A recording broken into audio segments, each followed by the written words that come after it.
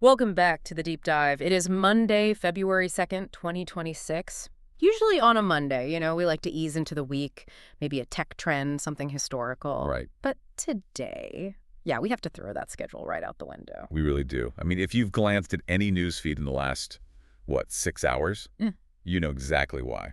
The Financial Times has just dropped a report that is, explosive. Yeah, Feels like an understatement. it really does. It feels like the kind of thing that actually rewrites political history. It does. We're talking about Lord Peter Mandelson. We're talking about the late disgraced financier Jeffrey Epstein, and we are talking about a cache of newly uncovered emails that just completely shifts the narrative of their relationship. That is the absolute key point right at the start. For years, the line on this has been so specific. You've heard it, I've heard it. The defense was always, That's social embarrassment. exactly, it was bad judgment. I went to some dinner parties I shouldn't have. Right. I shouldn't have hung out with him. Sorry, my bad. And that's been the shield for, over a decade now? A very effective shield.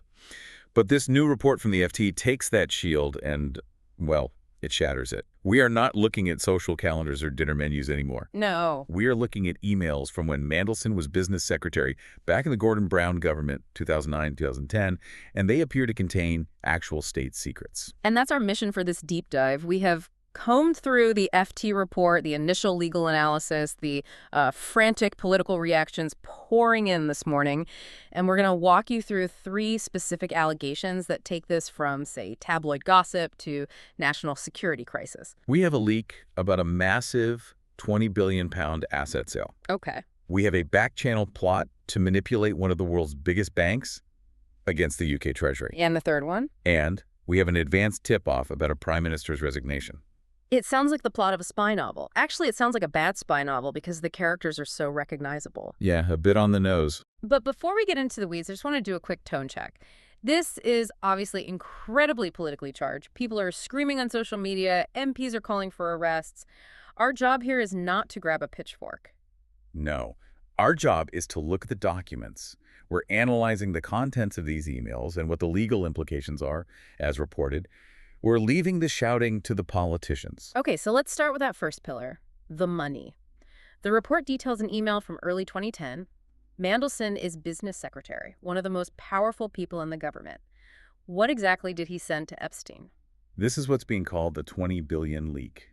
According to the documents, Mandelson forwarded a confidential government strategy paper directly to Jeffrey Epstein. And this wasn't like a press release that was about to go out. Oh no, this is a detailed roadmap for selling off 20 billion pounds worth of UK state assets. 20 billion pounds. I mean, that is just a staggering amount of money, even in government terms. It is massive. It's a significant chunk of the public ledger.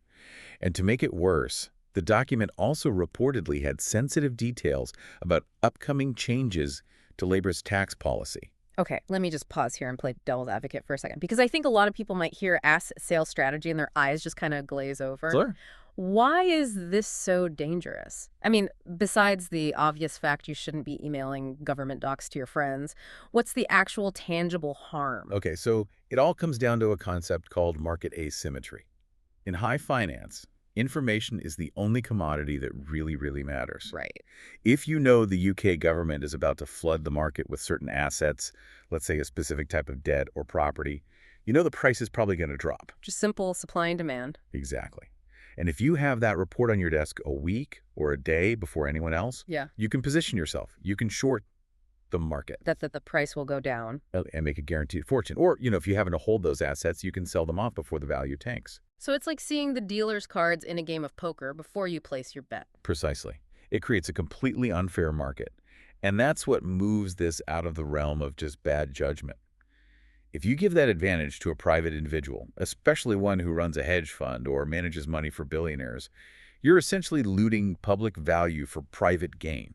And Epstein wasn't just some guy interested in politics. He was a financier. He would know exactly what to do with that data. Oh, absolutely. And you have to remember, this information is the property of the state. It's entrusted to a minister to manage for the public good.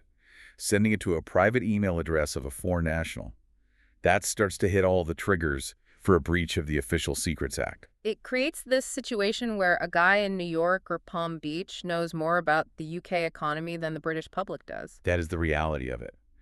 And it speaks to a level of comfort that is, frankly, just baffling. I mean, to just hit forward on a document like that implies you either don't think you're doing anything wrong or you don't think you'll ever get caught.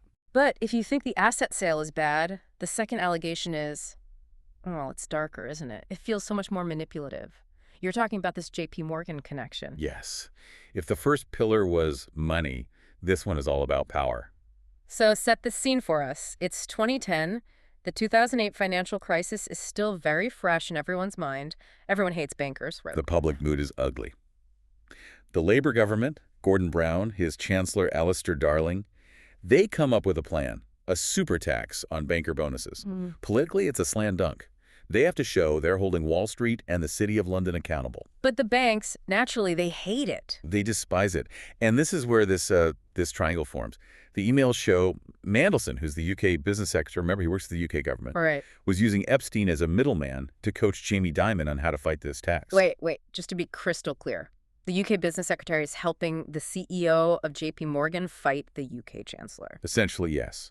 The report says Mandelson encouraged Jamie Dimon via Epstein to mildly threaten Alistair Darling. Mildly threaten. Is that a direct quote? That is the phrasing used in the email. Yeah. And look, this isn't just hearsay. It's not just some plan that never happened.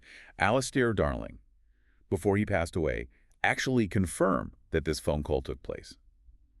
Jamie Dimon called him up and delivered the threat.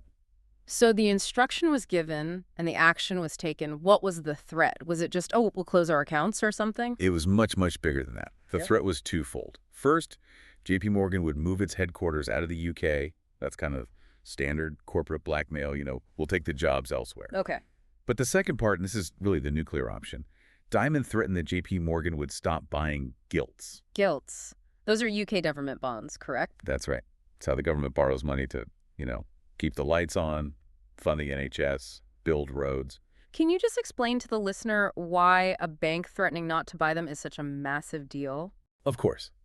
Imagine you're trying to get a mortgage, and the biggest bank in town announces loudly, "We don't trust this guy, we're not lending to him." What happens? No one else lends to me, or my interest rate goes through the roof. Exactly. JP Morgan is a primary dealer. If they stop buying UK debt, the yield, which is the interest rate the UK pays, it spikes. Yeah. It makes borrowing more expensive for the entire country. It can crash the currency. It's effectively holding the UK economy hostage. So connect the dots for me here. We have Mandelson, a sitting minister, using a sex offender, Jeffrey Epstein. to tell a foreign bank to threaten the UK's financial stability just to kill a tax policy from his own colleague. Yeah, it is the allegation, yes. It's a shadow foreign policy. It completely undermines the whole concept of collective cabinet responsibility. Normally the government fights as a team. Here you have a senior minister handing ammunition to the other side. And using Epstein as the courier, I mean, that elevates Epstein, doesn't it? It basically tells Jamie Dimon, this guy Epstein, he speaks for the British government. That's a crucial insight. It legitimized him. It gave him power.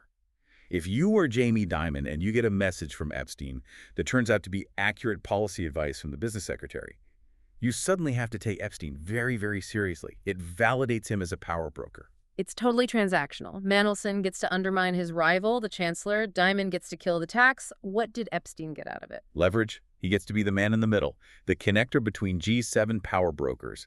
In that world, that is a currency all on its own. Which brings us to the third pillar. And this one feels the most personal, maybe, but the implications are just as dangerous. The resignation tip-off. This is the end of the Gordon Brown era.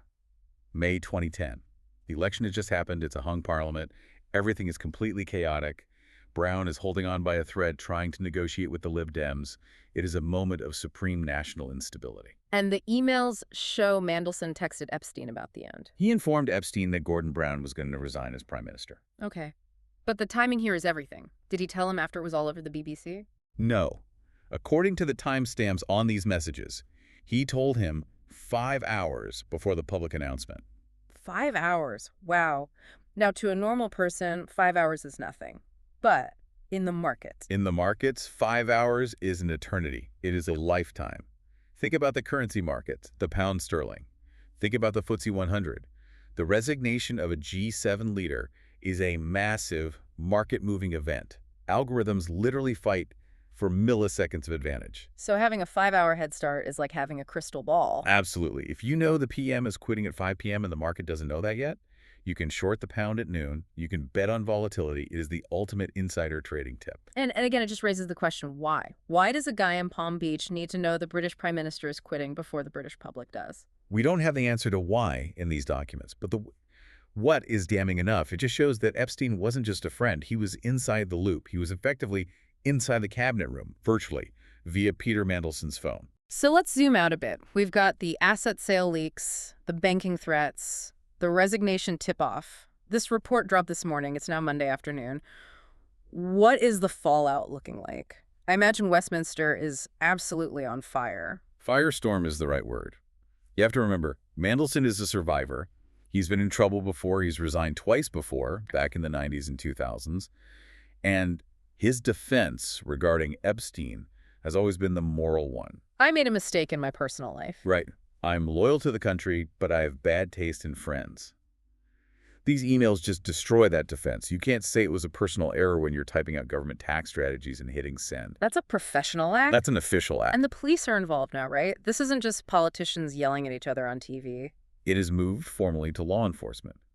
And we've seen something today that I honestly never thought I'd see in British politics. And what's that?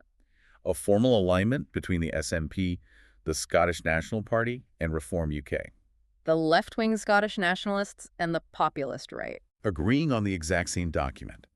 They have both formally reported this matter to the Metropolitan Police. Their argument is identical.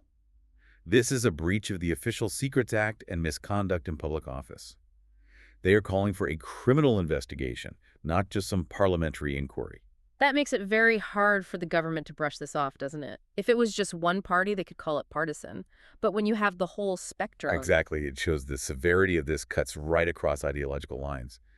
And the Liberal Democrats have jumped in too. Ed Davey, the Lib Dem leader, he's calling for Mandelson to be stripped of his peerage. That is a huge deal in the UK system. You don't lose a peerage easily. It's incredibly rare. But Davey's point is about public trust. A peerage is an honor given for service to the state. His argument is, look, if you leak state secrets to a foreign financier, you have broken faith with the state. You forfeit that honor. What about the Labour Party internally? Mandelson isn't just some retired guy. He's a titan of the party. He advises the current leadership. This has to be causing a complete meltdown at headquarters. It's toxic. The report cites sources inside Labour who are furious. They're pointing fingers at senior strategists, specifically people like Morgan McSweeney, saying, "We told you so." Because they kept him close. Yes, there was a calculation made that Mandelson was too valuable to cut loose, that his strategic advice was worth the baggage of the Epstein Association. They gambled that the bad judgment excuse would hold forever. And now the dam has broken. And the current leadership looks compromised. If they defend him, they look like they condone leaking secrets. If they cut him loose now, they admit they were wrong to keep him around for years. It's a lose-lose situation for them. And speaking of defense, Right. What is the Mandelson camp saying? Have they come out and said, these emails are fakes? That is the silence that is deafening everyone.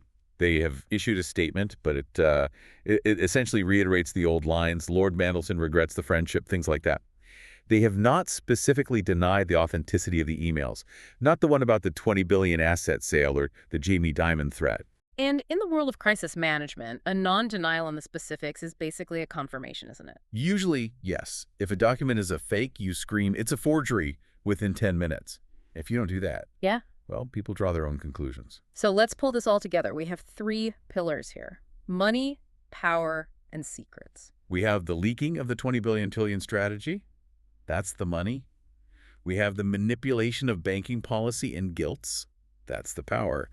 And we have the resignation tip-off, and that represents the secrets. It paints a picture of how the world really works, doesn't it?